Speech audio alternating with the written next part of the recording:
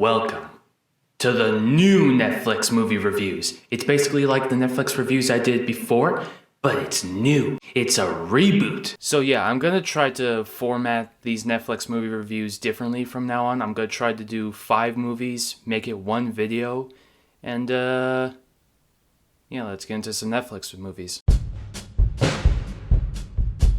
So I talked about The Irishman before in my best of 2019 video, but I don't really like the way it came out. So basically I'm gonna redo it.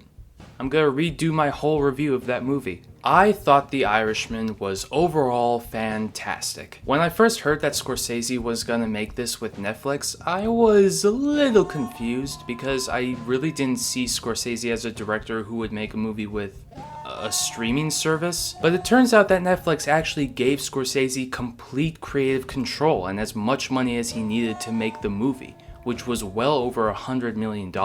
And that stuff was always hard for Scorsese to get for his other films, even after such a long career and so many great movies. So with Scorsese being able to do what he wants without reservation, the movie ended up being about 3.5 hours long. While that length sounds daunting, it actually helps the movie a lot. You really feel the passage of time and you start to attach yourself to these characters more than you thought you would. On that note, the cast is great. There are so many good performances all throughout the film, but the biggest praise has to of course go to, well, the Holy Trinity. Robert De Niro did a great job playing Frank Sheeran, and it was fantastic to see him in a Scorsese film again. He's not as good as the other two, or at least not as theatrical as the other two, although that might be by design to emphasize how passive this character is. He's still great though. Joe Pesci was wonderful as Russell Buffalino. His performance proved that he didn't have to shout or curse or constantly kill people to be intimidating. In Goodfellas and Casino, Tommy and Nicky were intimidating because they were both so openly violent and psychopathic, and they could snap and kill anyone at any time.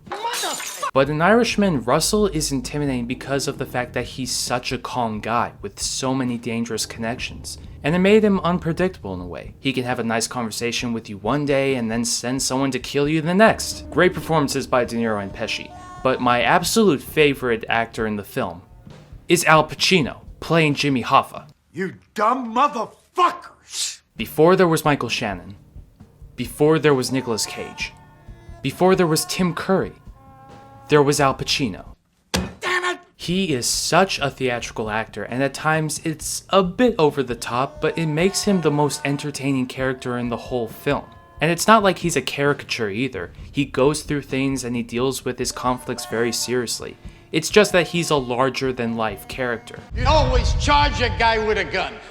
With a knife, you run away. So you charge with a gun, with a knife, you run. One thing that has gained a lot of praise or criticism for the film is the de-aging visual effects work they did on the actors. This is the main reason why the film's budget is so high. The visual effects has drawn both praise and criticism. People either thought that they were amazing and seamless, and others thought that they were too uncanny valley level weird and not as polished as they should be. I have this to say. While I definitely think that young De Niro looks weird, I totally bought the effects work for the rest of the movie once I got used to them, and it was extraordinary how they were able to do de-aging on this scale. It had been done before in other movies, but it was always noticeable or weird looking. I can't say the same here. I have to give mad props to the effects team for their work. One more thing I need to mention is that the last 40 minutes make this movie. Basically, The Irishman is a movie about death and regret, and those last 40 minutes show that very effectively. After all the glamour and power they had, these mob bosses just end up dying off alone in a cold prison. They get sick, they're not able to eat, and everyone hates them. Without getting too spoilery, Frank especially has to live out his days without being able to make amends for his actions, and it's so sad and thought-provoking. I've noticed certain flaws ever since I talked about it in January. The digital zooms didn't age well, and the actors, despite appearing younger, still act and move like old people. Like for this scene, I can't help but think that they could have just gotten a stunt double or something and then digitally add Robert De Niro's head or face or voice or whatever. But still, I really love the movie. I actually remember the day I first saw it. I had just finished a short film for a class. I was only able to get 4, maybe 5 hours of sleep. I was absolutely exhausted, but after class I went to see A Beautiful Day in the Neighborhood and then The Irishman right after at the same theater. I was so exhausted, but I loved watching the movie, and I felt so lucky to be able to watch a Martin Scorsese movie starring Robert De Niro in a theater. Martin Scorsese is one of my favorite directors, and he puts so much work and effort into his films that I can't help but love almost all of them. If there are bad ones, then I still need to see them. Overall, great movie, and definitely another Scorsese classic. Alright, now we can dive right into the garbage. Six Underground, directed by Michael Bay, is a giant piece of doo. Michael Bay is truly beyond the point of redemption. Not only is he a shitty director, who has made terrible movie after terrible movie, not only is he a pervert, but it is abundantly clear that he does not care about the movies he makes. Excuse me, I'm sorry. I'm sorry. Okay. He might make the excuse that he makes movies for 13-year-old boys, but you should know that you can still make something genuinely entertaining and still appeal to 13-year-old boys. You should know that, you husk of a man. This had an over $100 million budget, but every decision looks so lazy and cheap. It gets so bad that you can see the fucking camera in the shot. I guess Bay was thinking, oh well, I had unused green screen in my movies before, this isn't that bad. Everything that is wrong with him is in this movie. Idiotic plot and characters, bad acting, juvenile comedy, blatant product placement, sexually degrading shots of women, ugly color correction. But worst of all is the editing. I had to pause the movie every 15 minutes just so I wouldn't die from having a seizure. Everything is cut too quick. The slow-mo is annoying, and it keeps cutting backwards and forwards in time. It was so disorienting and incoherent that I had to read the plot on Wikipedia to understand what the fuck was going on. I need a break. I don't want to analyze this. I mean, it's probably not just Michael Bay who's to blame. I also think maybe the writers. Yeah, definitely the writers did a bad job. Like, they wrote a bad screenplay and Michael Bay just made everything worse. Jesus. Look, just do us both a favor. Don't watch Six Underground. The only good thing I can say about it is that there is a genuinely fun action sequence near the end involving magnets, but it's not worth everything that happens before, and you can probably just find it on YouTube anyway. I don't care if Ryan Reynolds is in it, just don't watch it. This was such an irritating experience. I hated it when I first saw it, and the only reason I bothered rewatching it was to make this review. If you watch this and think it's good, well, let's just say I know a guy who paints houses.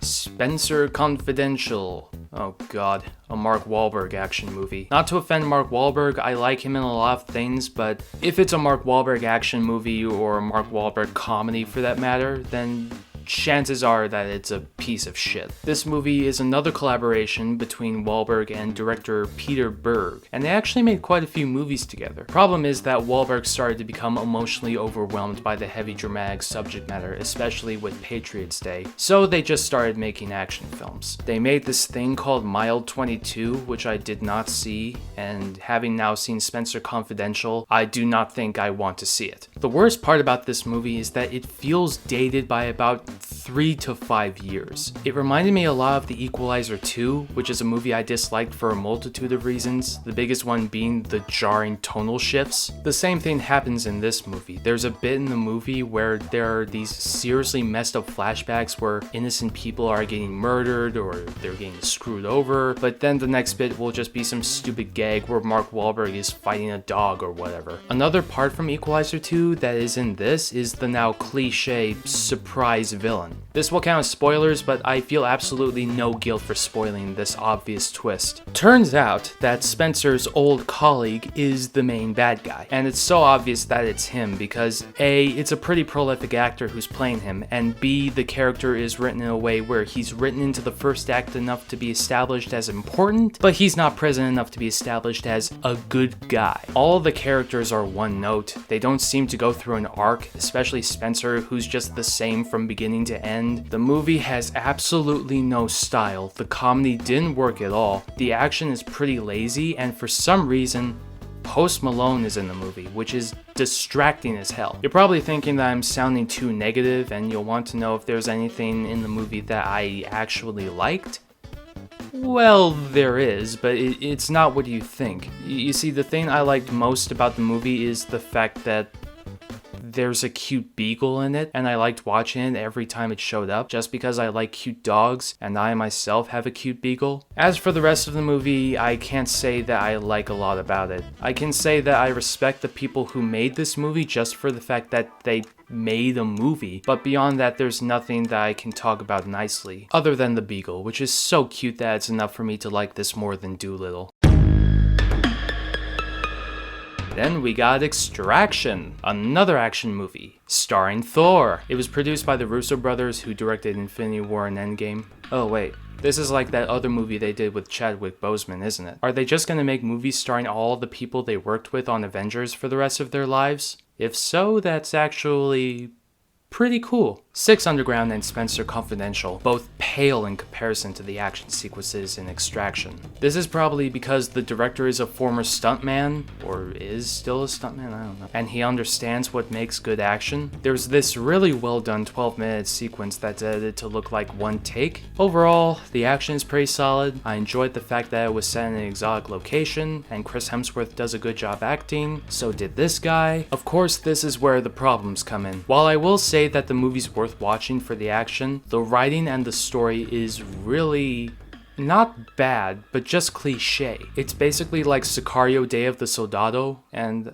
when I say like, I mean the exact same movie, where the main mercenary character protects the kid of a drug lord because they remind them of their dead kid. You remind me of my dead daughter, so I won't shoot you, even though I have killed children before. You remind me of my dead son, so I'll get you out of the city, even though I'll probably die doing it and your father doesn't want to pay me anyway. This movie is based on a 6-year-old graphic novel, so for all I know, Sicario 2 might have ripped off this story, but Sicario 2 still came out earlier, and if it hadn't, then I probably would have been more forgiving of the story in this one. But regardless of this whole Sicario thing, the story is still very cliche written. Some might argue that the writing doesn't matter and that it's just meant to be a fun action movie. Well, first of all, the film takes itself way too seriously to just be a fun action movie. Secondly, let's look at the very successful action franchise John Wick. I agree that the writing is not the biggest strength of those films, but that doesn't mean that they don't put any effort into them. The writers of John Wick still create these highly entertaining characters. They write these action sequences that allow the filmmakers to go absolutely nuts, and they continuously expand on the fascinating underground criminal world. It's not great writing, but it's much more creative and effortful than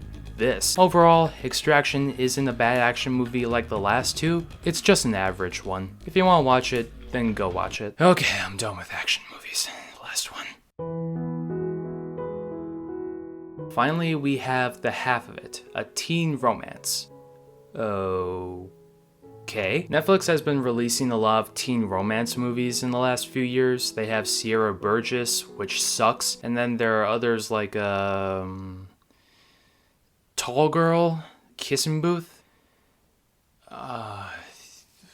What was the other one? Compared to those other movies, The Half of It is much, much better. The cinematography is actually pretty good, some nice shot composition, a lot of depth to the images. I also think that the acting from the main three characters was good, and also the dad was decent. That being said, I didn't think the movie was that good. It wasn't the worst thing I ever saw, but it was still pretty lackluster in the writing department. The main problem is that the writing is filled with too many dated and cliched elements from other teen romance movies. One of these elements that was especially irritating for me was the over-the-top side characters, especially this guy named Trig?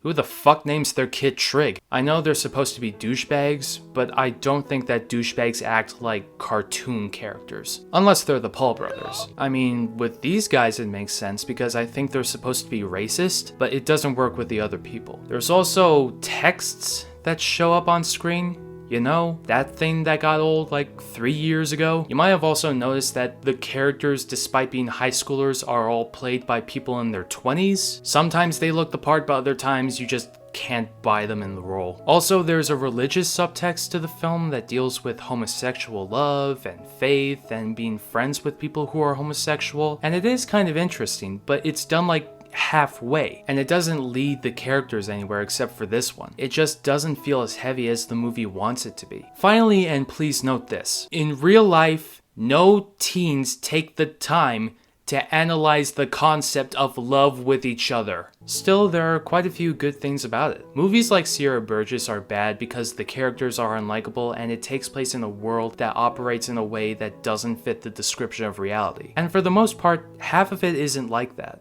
There are some nice moments of filmmaking and character moments. I especially like this scene where Ellie's teaching Paul how to be a better talker using a ping pong analogy. I'm glad that it's covering a unique topic and I'm glad that people like it, but for me it's just another boring cliche teen romance movie that fails to fully flesh out its themes. Maybe it was trying to be minimalistic, but if so, then it was done way too much. In terms of writing, it reminded me a lot of The Professor, that Johnny Depp movie that's basically a beat-by-beat guy gets cancer story. Of course, half of it is a much better made movie than The Professor. I actually really think the director is capable of making something great, and really all this movie needed was more development with its ideas and story. It's admirable how this movie tries to handle the subject matter it has, but it was done the wrong way, and as a result I felt nothing. There's nothing to get mad about this. It's just a movie that didn't work. And those are the Netflix movies I chose to cover. Right now is probably the perfect time to be watching Netflix movies. I mean,